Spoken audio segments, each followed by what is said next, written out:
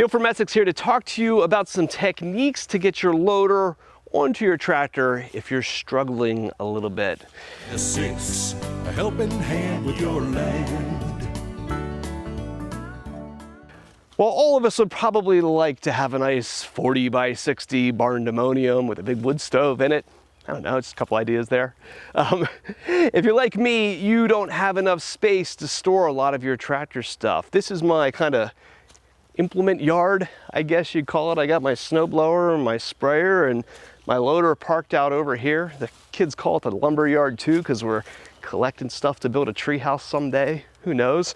But it's a far less than ideal place in order to take implements on and off of your tractor, right? A lot of these processes go really well when you're in a nice flat parking lot or a great level concrete pad. But when you're sitting outside and your hoses may have warmed up a little bit, or you took your loader off here and one of the parking stands settled down into the ground a little bit, you might find yourself struggling to get these things to line back up again. If you take your time and you go through and think through the places that things are a little off and you look for some extra tools maybe in order to get this thing back on the tractor, it can be done without too much headache. So come along with me here this morning. We're going to reattach my loader here and show you some of the tricks that we're going to use in order to make this complicated setup work.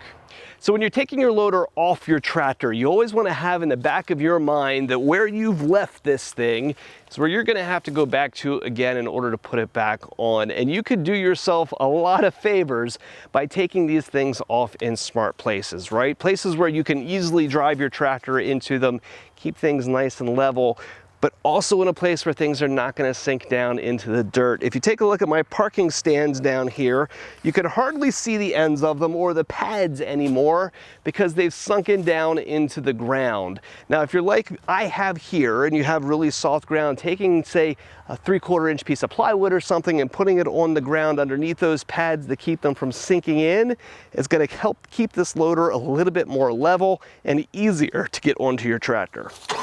So we're going to go and drive back in here into the loader to hook things up. Now really it's the twisting motion here that's usually going to give us the most problems. I'm going to get back into the tractor here, steering a little bit left to right. You really got to be careful when you're steering going into your loader. We see a lot of tractors where we end up with scratched up paint and stuff from where the loader may have contacted the side of the tractor. See, I've got a little bit of grease right there because I got so close to one of the pins. Being in low range, going slow, watching what you're doing, you know, all smart things here when you're trying to slide in between such a tight area. Okay, once we're in here, we're going to shut the tractor off, set our parking brake, wiggle our loader stick in every direction to release the pressure in the hydraulics, and reconnect the couplers. If you look down the boom here, you can just see how far off this is. There's a lot of things here to overcome in order to get these things dropped down into the right spot. Now, if you've seen our other videos before explaining how to go through this loader mounting process, you'll know that ultimately what needs to happen here is the lower pin here on the loader mount needs to drop down into this J-shaped socket down here at the bottom. Now, because I have things so twisted out here, I'm gonna grab this and actually just pull a little bit, right? Your loaders aren't as heavy as you might guess, and you can manhandle these things a little bit if you need to overcome some left to right problems. Another thing that we sometimes see happen too when you're in these funny situations is that one side of the loader can be pushed in and the other side can be sticking out a little bit. That's because hydraulically these two sides are connected to one another, and by pushing and pulling you can actually change the positions of these without the hoses being hooked up, right? Because they're all internally connected. So if one is too far front or back, you can manhandle this a little bit and push and pull to kind of equalize the left and the right side of the loader post. So here's where things often get fun. Getting both sides of this connected when you're on a level surface is a piece of cake. When you're all twisted up like this, it can be a bit of a challenge. So when you come into this, if you find that the loader is too low, right, you can come and hook your hydraulics up and curl your bucket shut to lift things up in the air a little bit more. But if things are really off, you can then go and push these things out further in order to give yourself enough space to get underneath of them. Now, once you're underneath, I'm gonna lower these down, drive my tractor back here underneath of them, and lower them down into place So what I find happens here to me a lot is that I can get one side of the loader attached, but the other side is sitting just not quite right and not wanting to drop down far enough. That's when I go looking for a piece of wood, right?